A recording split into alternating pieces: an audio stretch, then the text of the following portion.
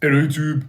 Today I'm going to be sharing with you a revolutionary idea that is going to save you hundreds of dollars on top of helping you make better upper body gains.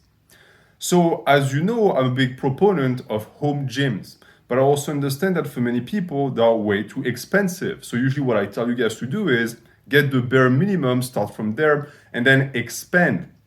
Start with a pull-up bar. Start with a small rack, a small stand. Then get your first Olympic bar and start racking up plates upon plates. And that way you won't break the bank.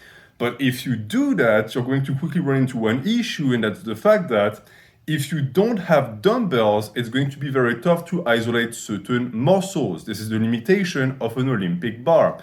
And therefore, you might end up with the dreaded spider physique, and we want to avoid that at all costs. So what do we do? Well, first thing you could do is to just bite the bullet and buy dumbbells. And therefore, you'll have two choices then. Either you pay the big bucks and you get good quality dumbbells, or you get some bullshit off of Craigslist that is going to feel terrible in your hands, maybe give you wrist tendonitis, and you're never going to actually want to use them. And even if you go down that route, you're still going to have to pay like maybe 30, 40, 50 bucks for a pair of dumbbells. That's still a sizable investment. Instead, today I'm going to share with you a gym hack that is going to be 5 to 10 times cheaper than that, much more comfortable with a ton more advantages over dumbbell. So welcome into the world of a cheap Scrooge, because I found this idea since I was looking for an alternative to French presses, but I did not want to pay for a machine to do tricep extensions behind the head with a rope. So instead I thought myself, what exactly is special about that machine? And why exactly do I need the machine in the first place? Why don't I just buy the rope? And this is when I realized that it was actually a genius idea, because if you think about it, a rope is essentially a dumbbell. What is a dumbbell to start with? A dumbbell is something you slap plates on to be able to then move them. But the handle in itself is not that special. It's like a tiny Olympic bar. A rope serves the exact same purpose. So I gave it a shot and I realized, wow, not only is this a good replacement for dumbbells, this might actually be even better. So let me share with you all of the benefits. Then I'm going to run you through some tutorials, and then we're going to be able to end this video with you having saved hundreds of dollars. First and foremost, yes, it is much cheaper. And by cheaper, I mean $3, $4. I mean, you can get a high quality rope for 10 bucks. That's 10 times cheaper than your average dumbbell. On top of that, it's going to last you just as long. And as I said, at the end of the day, the only thing that you want out of a dumbbell is the ability to hold onto weight. Guess what? A rope does the exact same thing. Unless you're willing to buy a full stack, you're going to get adjustable dumbbells. And anyone who has them also knows that it's a bitch to load them and to unload them, because it takes forever. You have to clamp, you have to declamp, etc., etc. With a rope, there is no need, because you secure the rope by grabbing onto it. There's no need for a clamp. The weight is going to rest here, gravity is going to do its job, and you're just going to grab here. You save so much time. On top of that, with dumbbells, you can only load them with plates, and not any plates, mind you, small plates. So now you have to buy the fucking dumbbells plus plates small enough that you will be actually able to use the damn things.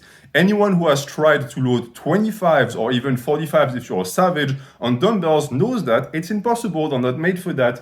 And therefore now you have to purchase a ton of 10s and 5s that have no use outside of your dumbbells. With a rope, you don't have that problem. You can load any plate on a rope. And that is also a massive advantage. It is going to save you literally hundreds of dollars. On top of that, the rope takes literally no space.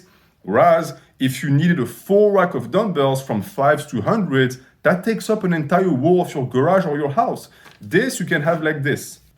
Here, this is all the space that you need to actually store your rope. On top of that, it is fairly stylish, as you can tell. So that is another thing that the rope has on the dumbbell. What else can I tell you to sell you on the benefits of the rope? Well, I can also tell you that I have found that for some exercises that can give you tendonitis with dumbbells, like for example curls, the rope for some reason is much easier to handle. Why? Because you can manipulate the angle. The dumbbell is made of steel, so you have to work with what you have. With the rope, you can manipulate your wrist angle as much as you want. You can manipulate your body around the rope. You can place your hand in different positions on it. It's never going to feel uncomfortable. The rope is very easy on the articulations and on the tendons. And that's a good thing because if you want to isolate your arms and the small muscles of your body, but especially your arms, it's most of what you'll do with the rope, you are going to want to do high frequency, and if you end up with tendonitis, it's simply not going to do. The rope is also going to take care of that. Now, this also means that for those of you that want to do nucleus overload, it is also going to be covered by the rope. So it is truly perfect.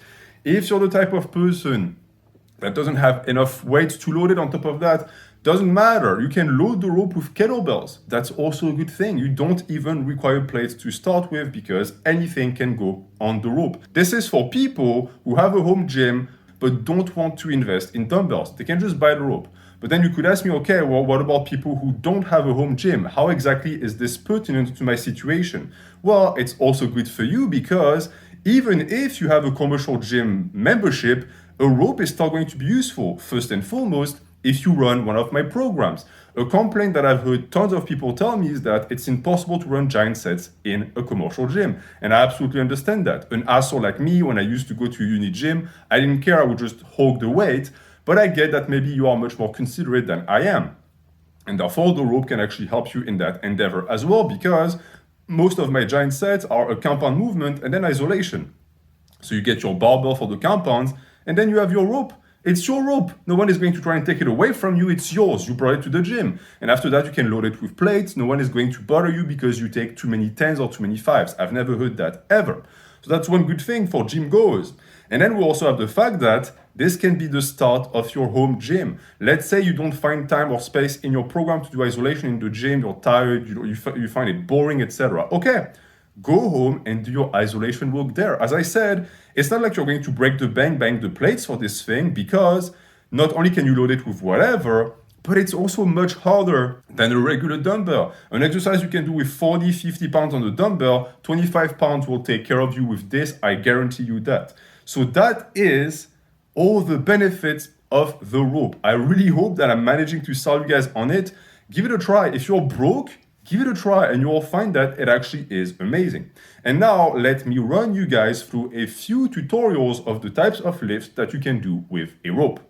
So the first exercise I'm going to show you guys is the behind the head tricep extension. The very movement I was trying to replicate without having to buy a very expensive machine.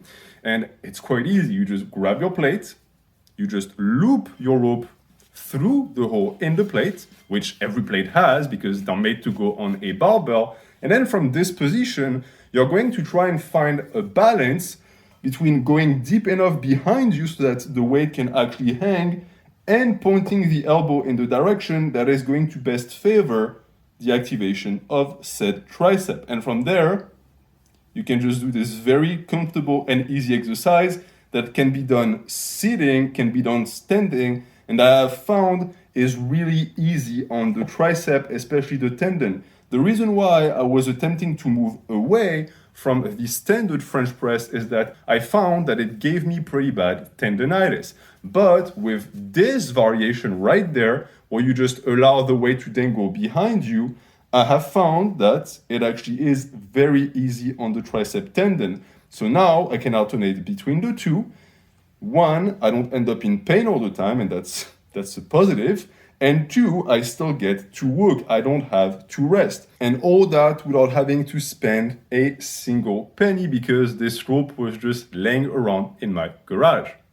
So in the case of a curl, what you can do is, again, loop it, but this time you can grab shorter, bring the weight wherever you want. In this case, I'm sitting, and just utilize the rope as an extension of the weight. Again, think about it for a second. What exactly is a dumbbell? A dumbbell is the handle of the dumbbell. That's what you pay for. After that, you need the collars to attach the weight. With a rope, the collar and the handle is the same part. It's the rope. And this does the exact same thing a dumbbell does. So tell me again, why do you go and spend so much money buying a dumbbell when this does the job just as well? Now, something that some of you guys could tell me is that the issue with the rope is you're quickly going to run out of space. Because of course, with something like this, if you put two 25-pound plates on it, it's already going to jangle all over the place and be very unstable, and therefore the dumbbell is for sure superior. I don't disagree with that, but what I want you to keep in mind is that when you do isolation movements for small muscles, it's better to stay away from a big mover mindset. More weight is not necessarily better. Sure, you can grab something like this here and play with 80 pounds and do some cheat curls. That's absolutely possible, and I, of course, love doing that. I do that all the time. But consider that if you sit down and you do concentrated curls, pure isolation for the bicep, not standing up, not using the entire body, you will find that 25 pounds already goes a long way. So don't be too hasty and milk the gains you can get with the rope. I know for a fact that a lot of you are not that advanced in terms of arms training, and therefore it's not too bad to stick with the rope and the weight it can handle as you start, and then when you get stronger and you want to throw some heavy ass weight around like this, you can finally move on to dumbbells. Now, of course, there are certain things that are going to be fairly awkward with a rope, like for example, a press. It is absolutely doable, but because of the nature of the rope, you also understand that it has some risks. And on top of that, the rope is going to dangle as you press, so it's going to take you out of the axis of the press. But the good thing with that is that a press can be done with a barbell. You're trying to do a compound movement in this case, so it doesn't require a rope. Most isolation movements, however, will work just fine. A row would also work just fine, such as in this demonstration right there. So if you want to do rows with this technique, you're quickly going to realize that it's not going to be doable, because if you use 45 to get enough load, you're going to run into the ground. So what you can do instead is to use this technique for higher rep ranges. You do your standard rows with a barbell, then you grab your weight like this, right? You shorten the amount of rope so that it doesn't dangle that much.